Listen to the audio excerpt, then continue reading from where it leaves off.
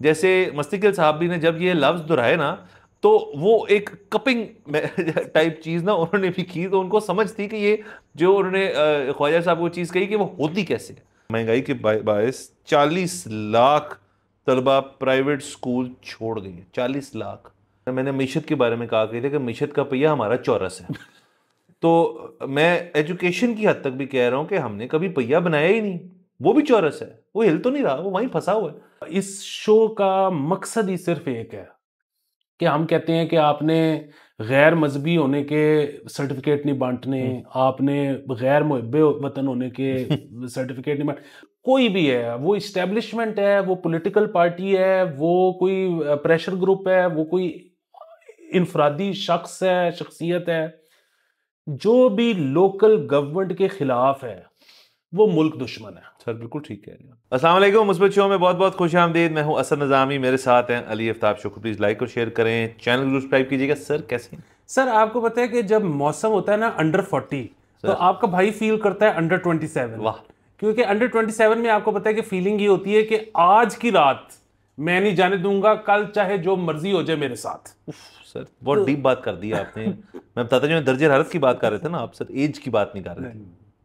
Sir वो भी ठीक है, वैसे हम तो शो पे मतलब फ्लूइड चल रहा है सारा कुछ। सर बाकी मौसम का ये भी अपडेट है कि लोग तैयार हो जाएं कि 1 जुलाई के बाद से बारिशें ठीक ठाक होने लगी हैं। इनफैक्ट इतनी ठीक ठाक होने लगी हैं, अल्लाह खैर करे, कि एनडीएमए ने इशू कर दी है एक फ्लड वार्निंग, और फ्लैश फ्लडिंग और दीगर और जो मसाइल रिलेटेड होते हैं हैवी रेनफॉल से, उसकी वजह से गिलगित बल्तिस्तान, आज़ाद कश्मीर और दीगर और जो इलाके जाते हैं वहाँ पे बारिश मुतवक्के है, जो कि फिर अर्बन सेंटर्स के अंदर भी होगी। मरी शरी और ये सारी जो आपके ऊंचे इलाके हैं वहाँ पे ये होगा। तो फ्लडिंग तो सर एक बड़ा संजीदा मामला है, उससे ज़रा हमें केयरफुल होना पड़ेगा और एहतियात भी करना है। होप गवर्नमेंट ने कुछ सीख के पिछले जो फ्लड्स आए थे इतने खौफनाक किस्म के, उसके बाद कुछ फॉल्ट लाइन्स को बेहतर किया होगा। वैसे मेरा अपना ख्याल है नहीं किया। अल्लाह सबकी जान महफूज रखे। और ये अभी जिन दिनों में मैं कर रहा था, अभी भी कर रहा हूँ, वो जो प्लांटेशन, तो मुझे सब यही समझाते थे कि बरसात आने दो, उसके बाद करना, मतलब सही। पहली बारिश होने दो। हाँ। क्योंकि इस मौसम में जल जाते हैं जो पौधे हैं। और वो सही कहते थे, कई जले, मैंने उनको रिप्लेस किया, लेकिन मैं फिर भी प्लांटेशन करता रहा और अभी भी कर रहा हूँ। और उसकी एक वजह है, उसकी वजह ये है कि मैं पिछले साल, उससे पिछले साल मैं ये बरसात में भी करके देख चुका हूँ।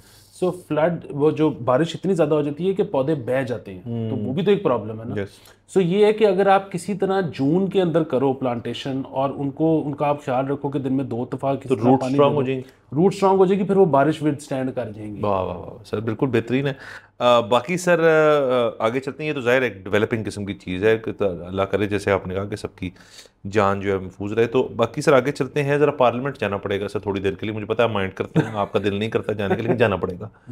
तो सर पार्लियामान में मैं सिर्फ जाना चाहता हूँ, लेकिन रुकन के तौर पे एक ही वाह दफा। वाह सर। सर आपको एजाजी रुकन बना देते हैं कुछ देर के लिए, आप उस चीज़ में चले सर जाइए। नाइक फिल्म याद करा दिया सर आपने। वाह। अच्छा तो sir assembly by the way, में। आपको पता है ये नाइक फिल्म जो है रीमेक थी। अच्छा रीमेक थी। ये रीमेक थी साउथ की, और अच्छा। इसकी जो फर्स्ट चॉइस थी वो शाहरुख खान थे। ओ। और शाहरुख खान ने एक्सेप्ट कर लिया था रोल, और उन्होंने रोल के पैसे लिए थे 1 रुपया। वाह। वो he was so interested in doing it. Naik. लेकिन उसमें फिर 2 मसाइल आ गए कि एक तो वो कुछ स्टोरी में थोड़ा सा रद्दोबदल चाहते थे, मतलब उनका और डायरेक्टर का विजन बिल्कुल एक जैसा नहीं था। दूसरा, फिर उनकी साथ को दीगर शूट्स चल रही थी जिनके साथ डेट कोइंसाइड नहीं कर रही थी। तो फिर अनिल कपूर वाह। उसके अंदर आए। और अगेन मुझे नहीं पता कि ये इस फिल्म ने बॉक्स ऑफिस में कैसा किया परफॉर्म, लेकिन ये भी उन फिल्मों में से एक है कि जो कि बाद में कल्ट क्लासिक बन कल्ट गई। क्लासिक स्कारफेस जैसी थी, और अमेरिकन में यहाँ पे और बड़ी इस तरह की थी। और अगेन इंडिया में तो मुझे पता नहीं कि क्या माहौल हुआ उसका बनने में, लेकिन पाकिस्तान में जो इसको मशहूर करने में सबसे बड़ा रोल है, और आई एम सॉरी वो होती तो पायरेटेड थी, लेकिन उन दिनों में आपको याद है कि केबल ऑपरेटर्स को इजाज़त होती थी कि वो फिल्में चला सकते थे पाकिस्तान में। पहले 6 चैनलों पे कोई भी फिल्म लगी होती थी उनकी अपनी। पायरेटेड फिल्में चलती हाँ। थी। जितनी सर लाहौर की कम से कम बात कर सकते हैं, और शायद अगर लाहौर का ही ट्रेंड है तो पूरा पाकिस्तान का ट्रेंड होगा, जितनी इन्होंने इंडियन नाइक, एक पुरानी सोल्जर फिल्म बॉबी देओल की सर और नाइक फिल्म अनिल कपूर की, जितनी केबल ऑपरेटर्स ने पाकिस्तान में ये चलाई है, इतनी इन्होंने शोले और दिलवाले दुल्हनिया ले जाएंगे नहीं चलाई। सर इसमें सिर्फ इजाफा करता हूँ, आपने कहा कि उस जमाने में यहाँ लीगल होता था, लीगल नहीं था, कानून नहीं था। उन्होंने कानूनी बाद में बनाया था, इजाजत होती थी, इजाजत थी कि चला दो, कोई नहीं। हाँ। अभी केबल इंडस्ट्री बन रही है। और बाकी अगर कल्ट क्लासेस की बात की तो अंदाज अपना अपना भी एक कल्ट क्लासिक है, लेकिन एक इंडस्ट्री हिट नहीं थी, तो नाइक भी उस तरह थी। और बस सर है चीज़ें, अंदाज अपना अपना तो खैर बहुत बड़ी जगह, बहुत बड़ी। वो तो बहुत। कास्ट ही देख लें सर, अब उसके बाद ऐसी कास्ट ही नहीं बनी, मतलब आपस में उन्होंने काम ही नहीं किया उसके ऊपर। चल छोड़े। तो सर मैं आपको पार्लियामान लेके जा रहा था। तो पार्लियामान में बजट सेशन चल रहा है, डिबेटिंग हो रही है। कल के रोज़, परसों के रोज़ चीज़ें हुई। ये वाक़या अलबत्ता जो बता रहा हूँ आपको परसों के रोज़ हुआ, हफ्ते के दिन। तो एक सियासतदान है, मेरे ख्याल में बकर से इनका ताल्लुक़ है, सनाउल्लाह मस्ती खेल इनका नाम है। ये एक ज़माने में काफ लीग में भी रहे हैं, उसके बाद ये नून लीग में भी रहे हैं, अब ये SIC PTI जो भी उनका इस वक्त नाम है उसके अंदर हैं, और बड़ी जोश खरोश से तकरीर करते हैं।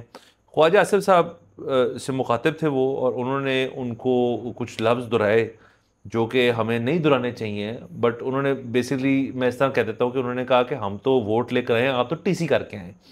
सो अब वो TC लफ्ज़ जो है वो गैर पार्लिमानी है, नाजेबा है, गैर अखलाकी है, जिस तमाम चीज़ें तो वो है, उन्होंने लेकिन कह दिया। उसके बाद ये हुआ कि जो नून लीग की और दीगर जो हुकूमती जमातों की जो फीमेल रुकन हैं, ख़वातीन जो हैं, उन्होंने एहतजाज किया। डिप्टी स्पीकर साहब जो हैं उनके पास गए, और डिप्टी स्पीकर साहब ने पहले तो ये एक्सपंज कर चुके थे इन अल्फाज को रिकॉर्ड से, लेकिन उन्होंने उसके बाद उनकी मस्ती खेल साहब को सस्पेंड कर दिया पूरे बजट सेशन के लिए, जो भी 10 दिन और चलना है। तो ये भी चीज़ हुई और ये इंटरेस्टिंग थी। उसके बाद बाकी अगले दिन फिर पार्लियामेंट में ये सवात वाले वाक़ये के बाद एक रेजोल्यूशन भी पेश की गई नून लीग की तरफ से, अज़्म इस्तेकाम जो अब एक वो नया एक करने लगे हैं, एक शुरू, जिसके अंदर टेररिज्म और दहशतगर्दी के ख़िलाफ़ एक एक्शन होने लगा है, ऑपरेशन होने लगा है। उसके ऊपर भी बहस हुई। वो PTI ने अपना मौक़िफ़ इख्तियार किया कि हमारे से मशावरत नहीं हुई और हम इसके नहीं, हम इसके हक़ में नहीं हैं। तो ख्वाजा साहब ने कहा कि PTI टेररिस्ट के साथ है और फ़ौज के साथ नहीं है, हुकूमत के साथ नहीं है। तो ये सारा सर एक बजट सेशन के अंदर, हालांकि बजट की बड़ी कम बातें हुई हैं, इस किस्म की चीज़ें बहुत ज़्यादा हुई हैं, और मस्ती खेल साहब जो है कहीं और मस्ती कर रहे हैं। सर मैं तो मतलब मुझे माफ़ फरमाइएगा, मैं तो इसको जो है ना, मतलब जो ख़वातीन ने इस पे वॉकआउट किया तो उनका हक है सर। और असल में जब गैर इखलाकी गुफ्तगू जिसको कहते हैं वो जब होती है तो उसका मेरी नज़र में तो नुकसान ही सिर्फ एक है, और वो ये है कि ख़वातीन या कुछ हजरात भी वॉकआउट कर सकते हैं। अच्छा, जब वॉकआउट हो जाता है तो इसका मतलब है कि उस दिन कोरम में जितने लोगों की शमूलियत होनी चाहिए थी, आगे हो सकता है किसी बड़े अहम बिल ने पेश होना हो, या एक बड़ा ख़तरनाक बिल हो जिसको रिजेक्ट करने की बजट सेशन था ना, तो बड़ा बहुत ज़रूरी है। तो अब अगर कोरम पूरा नहीं होगा तो वो कैसे होगा? तो ये है प्रॉब्लमेटिक बात। बाकी अगर आप देखें तो मेरे ख्याल में ये मुस्बत है। अच्छा, एक तो ये है कि देखिए सिर्फ एक होती है गाली, वो गाली होती है कि तेरी भैन दी फलानी माँ दी इंच करते तो इंच, ठीक है, ये बड़ा ये मसले वाली बात है। उन्होंने एक बॉडी पार्ट का जिक्र किया, उनकी एक ऑब्जर्वेशन थी, आप कह रहे हैं। हाँ, सो बॉडी पार्ट का नाम लेना तो मतलब ये तो बिल्कुल वैसी बात है कि जी जो कुछ अर्से पहले यहाँ पे आपको पता है जब सिंगल नेशनल करिकुलम आया था तो उन्होंने कहा था कि जी आपने ह्यूमन एनाटमी भी नहीं बतानी या दिखानी उसके अंदर फिजिक्स की किताब में, तो अब ये तो मुश्किल बात है, मुश्किल बात है ना। तो उन्होंने तो एक बॉडी पार्ट का जिक्र किया, तो बॉडी पार्ट होता है। बाकी ये है कि मैं ये बात समझता हूँ कि जब भी इस तरह के पार्लियामान में पाकिस्तान में किसी भी ऐसी जगह पे जहाँ पे मखलूत गैदरिंग हो, जो हमारे मर्द हजरात हैं वो कई दफ़ा ऐसी गुफ्तगू करते हैं जिस पे औरतें जो है ना वो क्या कहती हैं, एम्बेरस्ड महसूस करती हैं, और यहाँ पर जो है वो एक रिवाज है कि ख़वातीन से ये एक्सपेक्ट किया जाता है कि जी जैसी मर्जी गुफ्तगू हो रही हो, आपने जो है ना वो पाकीज़गी और तमीज़ और फलाना डमकाने का दामन हाथ से नहीं छोड़ना, लटरम पटरम। एक तो ये कि जी सियासत जो है ना वो डर्टी आपको उसमें होना पड़ता है, ठीक है, मतलब आप वैसे एक पब्लिक फिगर अगर बन गए हो, ख़ास तौर पे एक सियासतदान एक ऐसी शख्सियत है कि जिसने 100 वादे करने हैं, 50 पूरे होंगे, 50 नहीं होंगे, और इसमें कि वो करप्ट है या वो ना है, लेकिन लॉजिस्टिकली हो ही नहीं सकता ना, एक साल में मतलब एक लिमिटेड नंबर ऑफ काम हो सकते हैं, तो खातून होगी उसको भी गाली पड़ेगी। मैं सिर्फ ये कह रहा हूँ के बजाय कि देखें, ये हम बहुत ज़्यादा खुश तो नहीं है अपनी पार्लियामान से। इससे पहले कि लोग जिस तरह आज से कुछ अर्सा पहले कहते थे हम चीज़ ये पॉलिटिकल है, कूल बात ये थी कि हम ये पॉलिटिकल हैं, तो फिर खान साहब आगे ज़रा ग्लैमर आया तो लोगों ने फिर कहना शुरू किया नहीं हम अब पॉलिटिकल हैं। इससे पहले कि लोग फिर ये कहे कि हम ये पॉलिटिकल हैं, तो आप इस किस्म की फन क्रिएट करें पार्लियामेंट के अंदर। अच्छा, ये रेगुलर बेसिस पे आप चाह रहे हैं? मैं रेगुलर बेसिस पे चाह रहा हूँ सर। पूरी दुनिया में माइक चल जाते हैं, कुर्सियां मारी जाती हैं एक दूसरे को, तो यहाँ पे ये बातें क्यों नहीं हो सकती? तो मेरा तो ये ख्याल है कि ये ऑन होनी चाहिए बातें, ख्वातीन को भी इसमें शमूलियत इख्तियार करनी चाहिए। अच्छा, और ये बड़ा अनफॉर्चुनेट मामला है कि हमारी जितनी गाली है ना वो माँ की है, बहन की है, बेटी की है। तो इसमें ज़रूरी ये है कि बाप की, भाई की, बेटे की गाली इंट्रोड्यूस की जाए। अच्छा, फिर भी बात है हम कर सकते हैं, लेकिन फिर भी बात होगी वो मैंसप्लेनिंग हो जाएगा। ठीक है, ख़वातीन खुद करें, एक क्रिएटिव सेशन लगाएं, बैठ के ब्रेनस्टॉर्मिंग करें और कुछ अपनी चीज़ें निकालें वहाँ से। और उससे बेहतर क्या है कि उस जगह वो घर जो आवाम को रिप्रेजेंट करता है वहीं वो चीज़ टेस्ट हो जाएगी। इससे बेहतर क्या है? तो दूसरा, इसमें मैं अगर आप इजाज़त दें तो मैं मज़ीद जिद्दत लाना चाहता हूँ कि अगर आप देखें ना, बहुत लोग एग्री नहीं करेंगे इस पॉइंट ऑफ व्यू से, मैं भी एक हद तक एग्री करता हूँ। मैं भी समझता हूँ कि आप बोले ना आप, लेकिन जेस्चरिंग से ना सर काफ़ी कुछ हो जाता है आजकल। जैसे मस्तिकिल साहब भी ने जब ये लफ्ज़ दोहराए ना, तो वो एक कपिंग टाइप चीज़ ना उन्होंने भी की, तो उनको समझ थी कि ये जो उन्होंने ख्वाजा साहब को चीज़ कही कि वो होती कैसे है। सर वो काफ लीग में भी रह चुके हैं, वो एक सीनियर सियासतदान है। आया ऑब्वियसली ये सॉर्ट ऑफ एक एनालॉजी के तौर पे वो तो ये कह रहे थे कि आप जो जिस वजह से यहाँ पे हैं, आपने को बहुत ज़्यादा किसी को मतलब वो टीसी करना जो होता है, मतलब ऑब्वियसली वो फिजिकल एक्ट थोड़ी ना होता है, वो तो वैसे। लेकिन सर उससे हर शख्स को समझ आ गई क्या क्या रहे।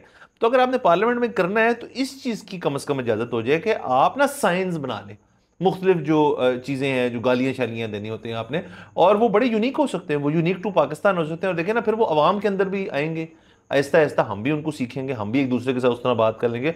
और वैसे भी सर आजकल जो है अल्फाज का चुनाव तो एक चीज़ है, आपने अल्फाज बचा के रखें, आप अपने पास रखें। मतलब आपने अगर जो कितनी बड़ी चीज़ हो सर कि माशरे में किसी को उसने बोल के गाली दी है, उसका इम्पैक्ट मैं बढ़ा दूंगा सर इस तरह से। आप क्योंकि असेंबली में तो आपको पता है सर इस तरह करते हैं। तो ये सर मैं चाह रहा था कि अगर कुछ चार्म्स बन जाए। सर ये बड़ी चीज़ है, देखिए दुनिया में बड़ा क्रिएटिव काम हो रहा है, मतलब दुनिया में क्या पाकिस्तान में ही, मतलब वो एक मैं नाम नहीं लूँगा, मशहूरी शख्स है, लेकिन उनको वो मैसेज वो किया, उनका कोई एक मसला चल रहा था किसी ऑर्गेनाइजेशन के साथ, तो मेरे बिहाफ पे उनको मैसेज ये भेजा गया कि आप यूं हम आपके लिए कर लेते हैं, आप वापस इस तरह से कर दें। तो वो मैंने पूरा ड्राफ्ट करके उनको मैसेज भेजा, तो उन्होंने वापसी पे मुझे व्हाट्सएप पे सिर्फ रिप्लाई किया, कैक्टस था वो, कैक्टस भेजा। समझ आ गई ना? समझ आ गई, वो बेसिकली था कि डन मेरा। सो इसके साथ जो राइम करता सर बिल्कुल सर, ठीक है सर। और दूसरा सर देखें ना, अब मैं वैसे एग्जांपल देता हूँ, ये तो ये वाली बात होगी ना, ये तो अभी टाइम लगेगा, लेकिन यूनिवर्सल सिग्नल्स तो कुछ बने हुए हैं, जैसे किसी को ये कर दें तो इसकी समझ तो एक है ना बेसिकली। तो ये सारी चीज़ें हो सकती हैं। वैसे सर मेरे अपने ख्याल में पार्लियामेंट का थोड़ा एक एहतराम जो है वो होना चाहिए, वरना ये अगर आउट ऑफ हैंड हो गया ना सर, तो देखें मस्तिकिल साहब की मुझे हिस्ट्री तो आपने काफ लीग के हैं और बाकियों के, लेकिन देखें नून लीग के अंदर जो इस वक्त सारे बैठे हुए ना, वो सारे हैं पंजाबी। ख्वाजा आसिफ साहब और बाकी जितने इनके सारे सियासतदान हैं वो करते नहीं इस तरह, इतनी मतलब आउटवर्डली नहीं करते। लेकिन अगर ये जाका खुल गया ना तो सिर्फ फिर कोई बिल नहीं पास होएगा, ये सिर्फ जुगतबाजी कंपटीशन होता रहेगा रोज। क्योंकि और मैं यकीन से कह सकता हूँ ख्वाजा साहब जो उनके पास एक ग्लॉसरी बनी होगी उनके पास जो वो दे सकते हैं। सर मुझे ज़ाती तौर पे इस पे एतराज़ नहीं है। उसकी वजह ये है कि इस मुल्क में आपको पता है कि कानून कोई पास होता है तो वो कितना ही अच्छा क्यों ना हो, हम जैसे लोग सर पकड़ के बैठ जाते हैं कि अच्छा अब इसमें फलाना फलाना और फलाना भी फंस जाएगा। सो यहाँ पे कानून पास होता है नहीं होता, उससे मेरा ये ख्याल है कि रौनक, कच्छे में रौनक लगनी बहुत ज़रूरी है। तो वो इस तरह से लग रही है। और फिर वही बात है कि सर ये बड़ी प्रोग्रेसिव बात है। मतलब अगेन हम तो ये कह रहे हैं ना कि इसमें कोई शक नहीं कि यहाँ पे जो रिवाज है, कि यहाँ पे जो गाली कल्चर है, उसमें ख़वातीन की तजलील जो है वो ज़रूरी अमर समझा जाता है। लेकिन हम तो ये कह रहे हैं कि वो इसमें पार्टिसिपेट करें, बढ़ चढ़ के वो मर्दों की तजलील करें, तो मतलब open for all, level playing field. ये भी एक एंड ऑफ द डे एक सॉर्ट ऑफ कानून साजी है ना कि भाई अब हमने निकाल दी हैं ये 10-8 गालियां जो मर्दों पे तमाम तौर पे लागू होती हैं, तो अब हम इक्वालिटी भी ला रहे हैं पार्लियामान से इस चीज़ के अंदर। बिल्कुल। अच्छा, और इसमें मैं एक और चीज़, अब जाहिर है वो जिस तरह मैंने शुरू में कहा था कि हम ये कर सकते हैं ख़वातीन के लिए, लेकिन फिर वो मैंसप्लेनिंग हो जाएगा। लेकिन अब ख़वातीन जब ये लिस्ट एक मुरतब करने जा रही हैं गालियों की, तो उसमें उनको कैसे पता लगेगा? या तो वो एक एक टेस्ट करें और फिर उस पर रिस्पॉन्स देखें कि इस पर उसको गुस्सा चढ़ता है नहीं चढ़ता, इस पर वो शर्म महसूस करता है नहीं करता, तो उसके लिए हमें हायर करें ना। हम वहाँ पे अपनी जो है ना सर्विसेज प्रोवाइड करेंगे कि ए ठीक है एदे चाय पा दियो। मतलब आप उसको आप चाह रहे हैं कि हम जाके उनको रिफाइन कर दें थोड़ा। सर हम तो कंसल्टेंट्स हैं ना सर बिल्कुल, तो हम तो किसी भी चीज पर कंसल्टेंसी दे सकते इसी हैं। बहाने सर पार्लियामान का चक्कर ही लग जाएगा और हम किसी अच्छे काम करने जा रहे हैं वहाँ पे। वाह सर बिल्कुल ठीक है, आगे चलते सर। तो सर स्कूल एजुकेशन डिपार्टमेंट की तरफ से एक बड़ी खौफनाक किस्म के फिगर्स जो हैं वो बताए गए हैं। वो कहा यह जाता है कि महंगाई के बायस 40 लाख तलबा प्राइवेट स्कूल छोड़ गए हैं। 40 लाख। अच्छा, इसमें इंटरेस्टिंग सर फैक्ट ये है कि जो इनकी रिपोर्ट है वो ये कहती है कि स्कूल्स की तादाद जो है वो बढ़ गई, बच्चों की कम हो गई। तो अब इसके अंदर बहुत सारे सवाल पैदा होते हैं कि 40 लाख सुन के तो हमारी ऑडियंस को भी लगा होगा यार इतना ज़्यादा बच्चा। तो अगर इसको आप सिर्फ पंजाब की हद तक भी ले लें और पंजाब की जितनी पॉपुलेशन है ले लें और जितने प्राइवेट स्कूल्स हैं रजिस्टर्ड, तो उस हिसाब से तो ये एक सर्टन परसेंटेज बनती है, तो इसकी सेंस बन सकती है। सवाल सर मेरे जहन में ये आया कि कहीं ऐसे तो नहीं है कि स्कूल्स जो हैं वो एक तो ये करते होंगे, ये मैंने सुना है कि वो तमाम अपनी स्टूडेंट बॉडी जो डिस्क्लोज नहीं करते गवर्नमेंट को, वो अपने आप को थोड़ा छोटा रखना चाहते हैं। इससे मतलब हमारी मलिक साहब से बात हो रही थी, मलिक साहब की थ्योरी मुख्तलिफ थी, इससे वो कहते हैं नहीं वो तो चाहते हैं कि ज़्यादा से ज़्यादा बताएं क्योंकि जितनी स्टूडेंट बॉडी आपकी वास्ट होती है उतनी आपको गवर्नमेंटल कुछ जो प्रोग्राम्स होते हैं उनके अंदर ग्रांट्स वगैरह उनके अंदर आपको हिस्सा मिल जाता है। ये बात है। दूसरा सर मुझे लगता है लेकिन कम करने में टैक्स बचत है। सो दोनों तीसरी चीज़ सर इसमें यह है कि आपके हर साल बहुत सारा बच्चा स्कूल से बाहर भी तो होता है, पास आउट होता है वहाँ से, तो अब उनको वहाँ से कटते हैं उनके, और ऊपर से जो ऐड हो रहे हैं वो ऐड होते हैं, तो वो मैथमेटिक्स क्या है। अलबत्ता इनके मुताबिक 40 लाख बच्चा जो है वो महंगाई की वजह, जो असल स्टोरी का मकसद है कि महंगाई इतनी फीसों की हो गई है कि बच्चे अब स्कूल पेरेंट्स प्राइवेट स्कूल में नहीं भेजे जा रहे बच्चे। बिल्कुल। अच्छा, अब अगेन ये जो डाटा है ना, ये डाटा जो है ना किसी अखबार ने रिपोर्ट किया है ना हम बता रहे हैं, ये गवर्नमेंटल डाटा है। यस ठीक है। सो अब वो डाटा में अगर आगे पीछे है तो उसकी जिम्मेदार गवर्नमेंट ऑफ पंजाब है। दूसरी चीज़ ये है कि ये सर राइट लेफ्ट और सेंटर आप और मैं हम खबरें सुन रहे हैं कि महंगाई की वजह से 3 बच्चे अगर किसी के प्राइवेट स्कूल में जाते थे तो उसने क्या किया है कि उसमें से बेटा प्राइवेट में रहने दिया और बेटियां गवर्नमेंट में डालती है। ये हम सुन रहे हैं। हाँ ठीक है। जो उसके और फिर वही बात है कि हमारा जो राब्ता रहता है वो फिर भी एक ख़ास किस्म की इनकम ब्रैकेट वाले लोगों से रहता है, एक उससे भी नीचे लोग एग्जिस्ट करते हैं, बल्कि उससे कई लेयर्स नीचे एग्जिस्ट करते हैं। सो अभी हम बिल्कुल ही आउट ऑफ स्कूल इसकी वजह से ऑलरेडी कितने मिलियन बच्चे थे जो आउट ऑफ स्कूल थे, और प्रॉबेबली 23 मिलियन। तो अब इसकी वजह से शायद और आउट ऑफ स्कूल हो गए होंगे। मतलब जो एक प्राइवेट से सरकारी स्कूल में आ गया वो भी एक प्रॉब्लम है, लेकिन जो बिल्कुल ही स्कूल से निकल गया, हाँ कितनी इसकी ये जो निकले हैं प्राइवेट से, ये पब्लिक में कितने गए हैं ये देखना बहुत ज़रूरी है। उनको घर पे बिठा लिए, ये और बहुत बड़ा मसला है। और सर देखिए आपने कहा ना जैसे कि वो घर में अगर 3 बच्चे हों, 2 उनमें से बेटी हो, एक बेटा हो, तो बेटे को तरजीह दी जाती है कि तुम प्राइवेट में पढ़ लो और बाकियों को पब्लिक में डालते। मेरा तो अपना ख्याल है किसी घर में आजकल जो सूरत हाल है, एक सर्टन इनकम ग्रुप जिसे आपने कहा लेयर्स हैं मुख्तलिफ, उनके अंदर किसी के 3 बेटे हों खैर से, तो वो शायद एक को प्राइवेट स्कूल भेज देता है, बाकी दोनों को वो कहेगा पढ़ जरूर लेकिन बेटा तुम्हें मैं पब्लिक में भेजता हूँ फिलहाल, जब कुल हाथ बेहतर होंगे तुम्हें प्राइवेट में भेज देंगे।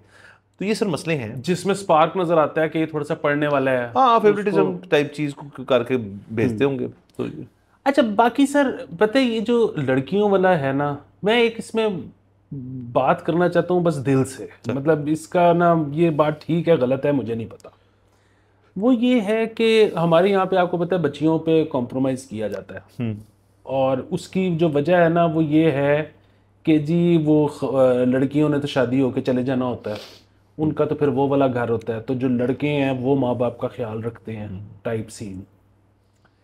अच्छा मैं जाहिर है जिन लोगों में हम उठते बैठते हैं ना वहाँ पे तो ख़वातीन पढ़ी लिखी होती हैं और बड़ी एम्पावर्ड होती हैं और ये वो सारा कुछ, और उसमें जो है ना वो ख़वातीन बड़े पैसे भी कमाती हैं। मेरा ये ख्याल है कि अगर इस तरह की कोई स्टोरीज, जो कि मतलब ये नहीं कि हमने बनानी है स्टोरी, मतलब real life stories, we know them, there all around us, कि वो बताया जाए कि यार ये लड़की जो है ना, ये पढ़ लिख गई थी और ये बड़े पैसे कमाती है, इस तरह की तो सक्सेस स्टोरीज हम देखते रहते हैं। लेकिन ये अपना जो मतलब अपना घर, जिसको वो मियाँ का घर कहते हैं या जो भी व्हाटएवर, वो तो करती है, ये अपने माँ बाप को इतने पैसे देती है, ये अपने माँ बाप को फर्स्ट क्लास ट्रैवल कराती है। इस किस्म की अगर कोई चीज़ें आए ना, कि मतलब माँ बाप को ये पता लगे कि यार ये मतलब ये नहीं है कि ये इस घर में नहीं रहेगी तो हमारा ख्याल नहीं रखेगी, ये तो बड़ा उठ उठ के आएगी। और वो एक्चुअली तो मतलब ज़ाहिर है मर्दों पे तो पड़ जाती है ना, कि वो मर्दों पे एक सोशल प्रेशर होता है, पीयर प्रेशर होता है कि जी माँ बाप का ख्याल रखना, उनको मोहब्बत है या नहीं है। लेकिन खवातीन पे तो इस किस्म का कोई प्रेशर नहीं होता। लेकिन हमने तो यही देखा है कि लड़कियां तो अपने माँ बाप के लिए बहुत बढ़ चढ़ के, बहुत ज़्यादा सर। मैं ये आपको उस तरह से कह सकता हूँ कि अगर किसी की बेटी ना हो या फ़र्ज़ करें बहनें भी ना हो और सिर्फ इर्द गिर्द भाई हों और बेटे हों, तो वो एक aspect certain point in life में जाके आपको रियलाइज़ होता है कि यार ऐसे होना चाहिए था कि एक बेटी हो या एक बहन हो या कोई वुमनली कंपेनियनशिप हो, दोस्तों से अलावा, दोस्त तो सबके होते हैं, दोस्तों के अलावा तो फिर बेटियां बहुत उसके अंदर फिर कंट्रीब्यूट करती हैं, जो कि यहाँ पे मतलब हम रियलाइज़ नहीं करते, क्योंकि आप तो वो फैसले कर रहे होते हैं बेस लेवल पे जब पैदाइश के बाद ही। तो जब तक किसी को अपनी पूरी अपॉर्चुनिटी या अपनी पूरी स्किल लेवल को एक्सप्लोर करने का या का मौका ही नहीं दिया जाएगा, तो फिर तो यही नॉर्म बन जाएगा ना यार कि इनको तो हमने पब्लिक में पढ़ाया था और उसके बाद हमने भी शादी कर दी थी, अब तो वो वहाँ है, तो शायद वो वहाँ रहना चाहती हो, शायद उस घर में उसको ज़्यादा इज्जत मिलती हो। तो ये भी एक मसला है। देखिए मुझे पता है अभी तो बहुत ज़्यादा साल लगेंगे। आज अगर जिस मसले की हम बात कर रहे हैं ये ख़त्म भी हो जाए ना, लोगों की ये ख्वाहिश कि बेटा हो बेटी ना हो, इसको चेंज करने में बहुत टाइम लगेगा। और उसकी एक बड़ी सादी वजह है, देखें ये पैसे वाली बात तो बाद में आती है, पहले परवरिश पे चलते हैं।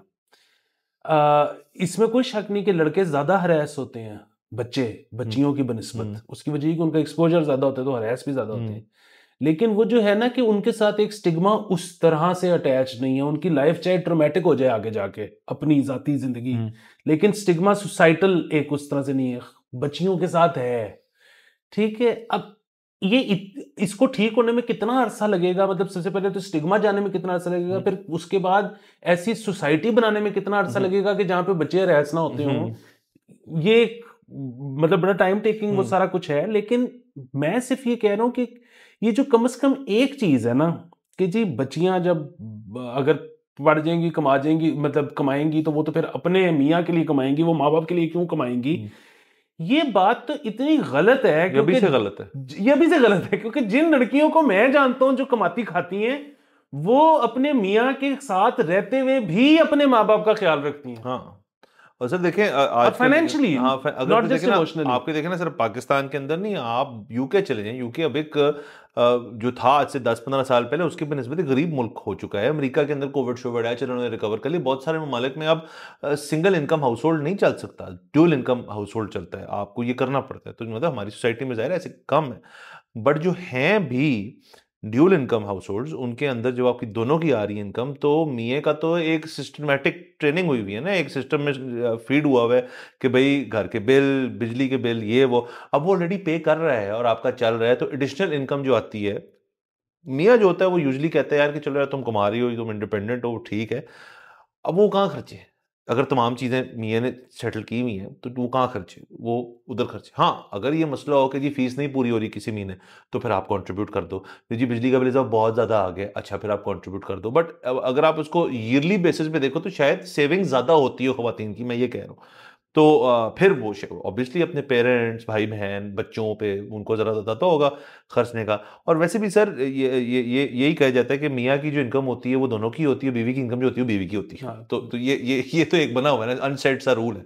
तो उसकी बेसिस पे बिल्कुल ठीक है कि पेरेंट्स का वो ख्याल रखती हैं। और अगेन ये एक अफसोसनाक खबर है बिल्कुल। कि दूसरा वो भी जो है ना कि बड़ा ये होता है कि जी बीवी से काम करवाना है नहीं करवाना, और बच्चे के बाद बीवी को मतलब बच्चे को बीवी की बड़ी मतलब माँ की बड़ी ज़रूरत होती है, so on and so fourth. और ये सारी बातें ठीक हैं। अगेन हम वो जर्मनी और ये जो हम वो है स्वीडन स्वीडन की जब मिसालें देखते हैं, वहाँ पे तो 7-7 साल तक माएँ काम पे नहीं जाती हैं। अगेन वहाँ पे अगेन पैसे हैं ना उनके पास, वो ये कर सकते हैं।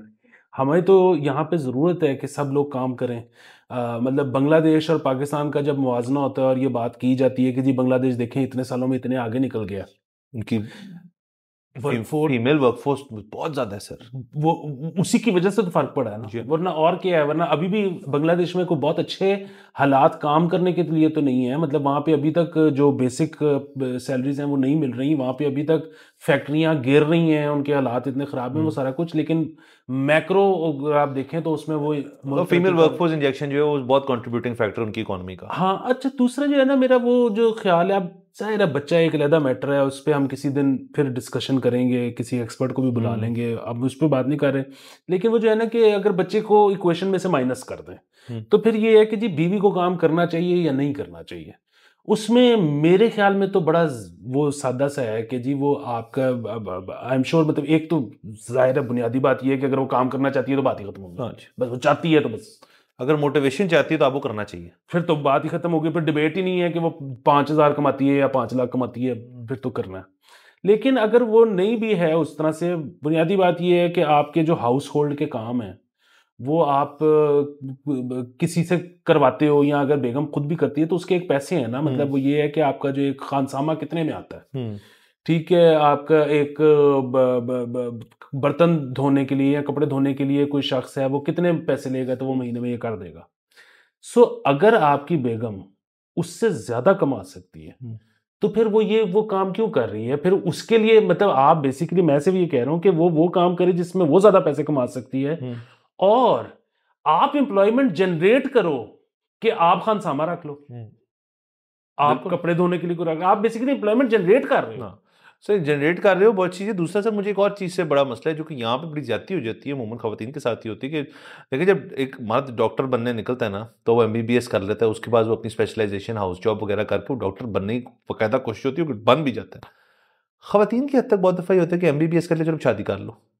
तो सर इसके मसला मुझे ये नहीं है कि वो ज़रूर करें MBBS करके, जिसको दाखिला मिल गया उसका पढ़ने का हक है, लेकिन उसके बाद उसने अगर परस्यू नहीं किया शादी की वजह से, और ये प्रेशराइज्ड शादी थी कि जी आप करें, और ताकि बाबा MBBS कर लिया ना ताकि आपने, तो सर मेरा अपना ख्याल है कि उसके अंदर कोई शख्स जो शायद उससे कम हो पढ़ाई लिखाई में, दाखिला ना हुआ हो, लेकिन वो शायद अपने MBBS करे, डॉक्टर बनने की नीयत से खातून ही हो, उसको ज़्यादा देना चाहिए वैल्यू इन द सेंस की, क्योंकि उसने बाद में डॉक्टर, क्योंकि हमारे मुल्क में डॉक्टर कम है, तो इवेंचुअली आई थिंक कि ये जो बस MBBS ठप्पे वाला MBBS है, ये भी कोई अच्छी चीज़ तो नहीं है आइडिया ये। नहीं, ये तो बिल्कुल अच्छी चीज़ नहीं है, ये तो वो ट्रॉफी वाइफ होती है ना बेसिकली। और ये माँ बाप को भी बड़ा, मतलब मैं ऐसे जानता हूँ हाउस होल्ड्स को जिन्होंने बेटी को डॉक्टर बनाया और बेटी नहीं बनना चाहती थी, और वो मतलब लाइक थी, वो बन भी गई, लेकिन उसने उसके बाद प्रैक्टिस इसलिए नहीं छोड़ी क्योंकि मियाँ ने कहा कि छोड़ दो, उसका पहले दिन से मूड नहीं था। सो इसमें मेरे ख्याल में कोई इंटरव्यू होना चाहिए इंडक्शन के वक्त, जिसमें उस बच्ची से पूछा जाए कि बेटा आपका दिल है या आप घर वालों के प्रेशर से कर रही हो, क्योंकि जिस वक्त एक बच्ची इंडक्ट होती है MBBS के लिए तब तो उसकी अमूमन शादी भी नहीं हुई होती, तो माँ बाप का भी प्रेशर होता है, तो उससे भी बचना चाहिए। बिल्कुल सर। कहते हैं तो एक और खबर कर लेते हैं सर। इसमें एक और चीज़ मैं ऐड कर दूं, हमने वो थोड़े दिन पहले वो खबर ब्रेक की थी कि इस वक्त पंजाब हुकूमत में ये बात हो रही है कि स्कूल्स को आउटसोर्स कर दिया जाए। जी आपने बताया, सरकारी स्कूल्स को। अच्छा, वो हमने की तो उस पर मेरे एक दोस्त का मुझे फ़ोन आया, उसने कहा यार तू क्या यवलियाँ मार रहा है, मतलब बात ये है कि तुझे नहीं पता कि हुकूमत की अगर किसी भी चीज़ में चीची भी हो तो वो उसका बेड़ा गर्क कर देंगे। तो अब अगर हुकूमत उससे बरियोजमा हो रही है तो वो प्राइवेट सेक्टर बेहतर ही चला देगा, तो होने दे। मतलब प्रॉब्लम क्या है तेरा इस सारे इसमें कि हुकूमत कोई काम नहीं करेगी, इसके बाद हुकूमत के पास करने के लिए कुछ होगा नहीं, तो गुड मतलब हम तो चाहते ही नहीं कि ये कुछ करें। सो हाँ, बुनियादी एक तो ये थी कि बिल्कुल इनके पास भी क्या करने आए हैं, ठीक है, तो एक तो ये मसला है। दूसरा मसला जो है ना वो एक और भी है, और वो मसला ये है कि मेरा ये ख्याल है कि व्हील को ना री इन्वेंट करने की कोशिश ही नहीं करनी चाहिए। मतलब पूरी इस वक्त हम अगर आप देखें जो तरक्की याफ्ता दुनिया है वो एजुकेशन प्राइमरी आपकी किस किस तरह से चला रही है, या सेकेंडरी एजुकेशन के वो लोकल गवर्नमेंट सिस्टम है वहाँ पर स्कूल्स हैं, वहाँ पर वो उनके अंडर हैं। एक स्कूल का मेयार ज़्यादा अच्छा है, एक का कम अच्छा है। जिस स्कूल का मेयार ज़्यादा अच्छा है वहां पर रियल एस्टेट की प्राइस ऊपर चली जाती है। जब रियल एस्टेट की प्राइस ऊपर जाती है तो वहां पे टैक्सेस ऊपर चले जाते हैं। जब टैक्सेस ऊपर चले जाते हैं तो वहां पे लोगों का लिविंग स्टैंडर्ड ऊपर चला जाता है। वो जब लिविंग स्टैंडर्ड ऊपर चला जाता है तो एवरीबडी वांट्स टू मूव, मतलब earn more money to go there और टू स्टे देयर। तो वो एक प्रोडक्टिविटी बढ़ जाती है। तो अब ये जब एक एक सेट मयार है जापान से लेके अमेरिका तक, तो आप क्यों कह रहे हो कि जी नहीं हमने कुछ और ही एक तीसरा राउट सर? ये है मसला। आपको याद होगा मैंने एक दफ़ा, आपने व्हील का जिक्र किया ना, मैंने मीशत के बारे में कहा था कि मीशत का पहिया हमारा चौरस है। तो मैं एजुकेशन की हद तक भी कह रहा हूं कि हमने कभी पहिया बनाया ही नहीं, वो भी चौरस है, वो हिल तो नहीं रहा, वो वहीं फंसा हुआ है। वही दकिया नुसी टाइप चीजें हैं कि जी एक बजट में एलोकेशन कर देंगे फिर उसका जो मर्जी। यानी कि आप बेसिकली ये खबर दे रहे हैं कि हमारे टैक्स के पैसों से अब हम एक वेंडर को पेमेंट किया करेंगे सिर्फ, मतलब हम सिर्फ बेसिकली एक कैशियर हैं, जो कैशियर भी नहीं है, आप एक रनर हैं जिसको आप एक एनवेलप देते हो कि फलानी जगह दे आओ। तो गवर्नमेंट एजुकेशन में वाहिद उनकी कंट्रीब्यूशन ये है कि आपसे पैसे लेके आउटसोर्स प्राइवेट फर्म को देंगे, वो जैसे मर्जी चलाएं, फिर वो उनकी मर्जी है। तो सर इसमें एक और भी बहुत बड़ी चीज़ है ना कि अच्छा फिर अच्छा ये यहाँ अब आपका ये काम कम हो गया, गुड। अब आप ये जो अपनी रिसोर्सेज हैं, ये ब्यूरोक्रेसी जो एजुकेशन खत्म हो जाएगी ना, ब्यूरोक्रेसी चाहिए नहीं उसके बाद। नहीं, सेक्रेटरी एजुकेशन फिर भी रहेगा। चले उसके नीचे तमाम जो और नीचे सेक्रेटरीज हैं, जूनियर सेक्रेटरीज हैं और बाकी जो एडिशनल सेक्रेटरीज हैं वगैरह, उनको फिर किसी और काम पे लगाएं ताकि उनकी उनकी जो तनख्वाहें जा रही हैं वो भी तो जा रही है ना सर कहीं से। अगर तो जा रही है तनख्वाह, उनको कुछ और चीज़ दे दें, उनको आप स्योरेज दे दें, या उनको कहें जी कि आप ये देखें कि ये पानी का मसला क्या है, उनको वाटर मीटरिंग दे दें, मतलब कोई काम पे तो लगाए ना उनको। और या फिर अगर ये सारे लोग जो है आप समझते हैं यार कि ये इससे नहीं हो पाएगा, ये तो एजुकेशन में ही रहा है बेचारा 30 साल से, इसको तो आती है एजुकेशन के अंदर है, हालांकि उसमें भी कुछ नहीं किया, तो फिर काम करें, काइंडली इनको नौकरी से निकाल दें, इनको फायर कर दें और ये मिनिस्ट्री बंद कर दें। सर जो चीज़ प्राइवेटाइज होगी, सर मुझे बताएं जब पीआईए प्राइवेटाइज हो जाएगा तो जो एविएशन मिनिस्ट्री है उसका क्या करना है आपने फिर? और क्या करेगी? जो छोटे छोटे या वॉल्टन पे चलते थे जहाज, उनका करें, वो भी बंद कर दिया आपने, सीबीडी बना दिया वहां पे। तो सर मैं सिर्फ कह ये रहा हूं कि ये बहुत अच्छी मुस्बत पहलू इसके अंदर ये है कि जिस चीज को आप आउटसोर्स कर रहे हैं फिर काइंडली पूरा काम करें, उसके पीछे जो ब्यूरोक्रेटिक स्ट्रक्चर है उसका, उसको फिर बंद कर दें, उनको कि आप घर जाएं, अब आप प्राइवेट सेक्टर में आप भी जाएं हमसे इंस्पायर होकर। अच्छा, ये मैं आपको एक और बात बता दूं कि ये ब्रेन वेव इनको पहली दफा नहीं आई। परवेज इलाही के दौर में भी ये सारा एक प्रोसीजर इन्होंने किया था कि स्कूल्स को, सरकारी स्कूल्स को आउटसोर्स कर दिया जाए, फिर वो नहीं हो सका। अगेन वो उन्होंने कौन कौन सा मॉडल डिस्कस किया था, अब कौन कौन सा मॉडल डिस्कस हो रहा है। फिर वही बात है कि अब अगर ये इनको प्राइवेटाइज करेंगे, चाहे ये डेवलपमेंट सेक्टर को देते हैं, चाहे ये कॉरपोरेट को देते हैं, चाहे ये जिसको मर्जी देते हैं, वो इन असातिज़ा को तो रिटेन नहीं करेगा।